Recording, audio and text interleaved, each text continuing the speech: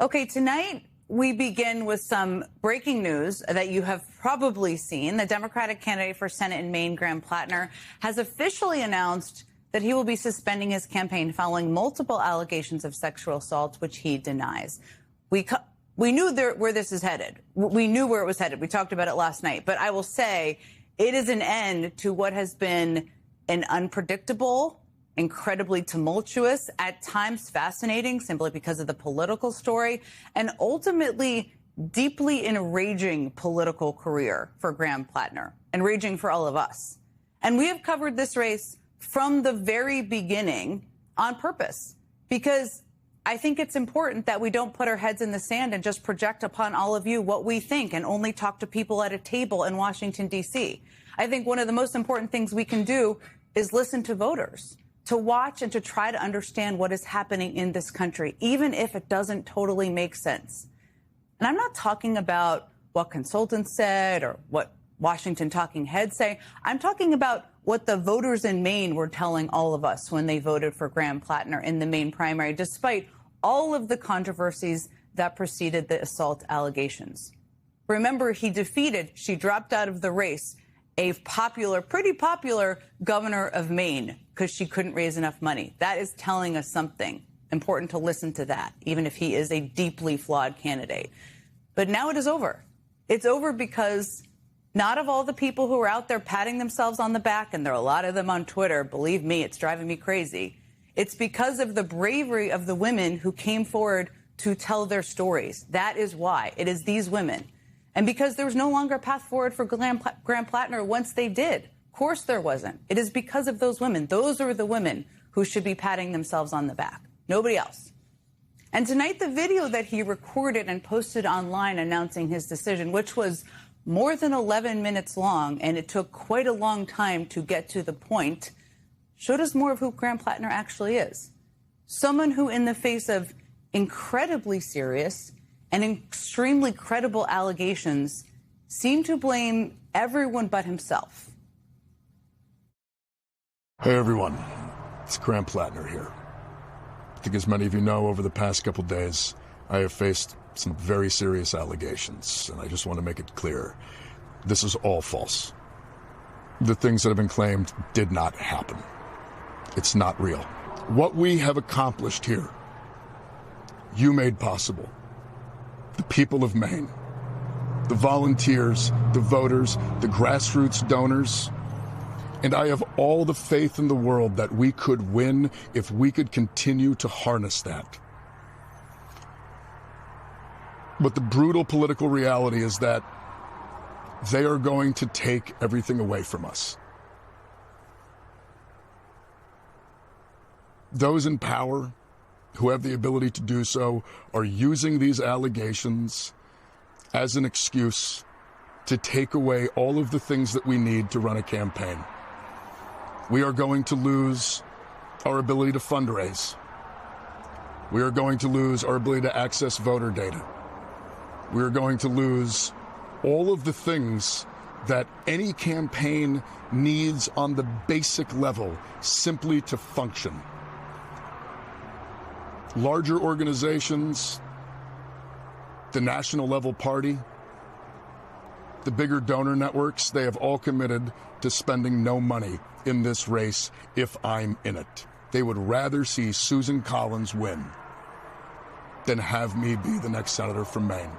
We believe that for the movement to continue,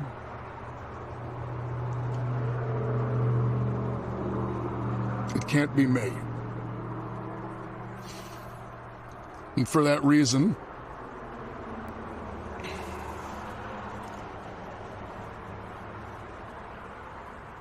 we are suspending campaign operations. This is incredibly difficult because I know that some will think it's an admission of guilt, and it most certainly is not. We're not doing it because of the allegations. We're doing it because of the structures that are being taken away from us by those in power. Now, that was only part of the video. It's online. You can watch the whole thing should you choose. But what you just heard there is a part that really stuck out to me, which was repeated denials and a repeated blame game. Now, I worked in politics for a very long time. I started my career on the campaign trail. I was a campaign rat for many, many years through many campaigns.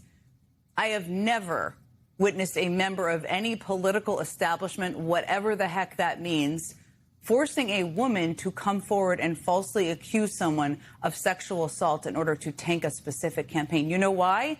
Because that doesn't happen. Because, again, it is so difficult for these women to come forward. Sometimes it takes years to come forward. Now, we already knew, thanks to the Washington Post, that Plattner had struggled with this decision, in part because he believed he should have a say in the process to replace his name on the ballot, something that the Maine Democratic Party has said loud and clear is not going to happen. But in his video tonight, Plattner made pretty clear that he still has opinions about what that process should look like. It needs to be open, transparent, and democratic. It needs to be reflecting the will and the values of the people that built this movement, the people that showed up on June 9th. People in D.C. need to stay in D.C. Decisions should not be made in back rooms by people in places of political power. Party apparatchiks are not the ones to make these decisions. These decisions need to be made in the open by the people of this state, the people who got us here. Now, well, there is no desire from anyone that we have found for him to be involved in this process. A number of the things he's saying there have been asks of a number of people, that it should be open, that it should be transparent. And in the meantime, Maine Democrats have already been planning ahead for what a post-Plattner race would look like.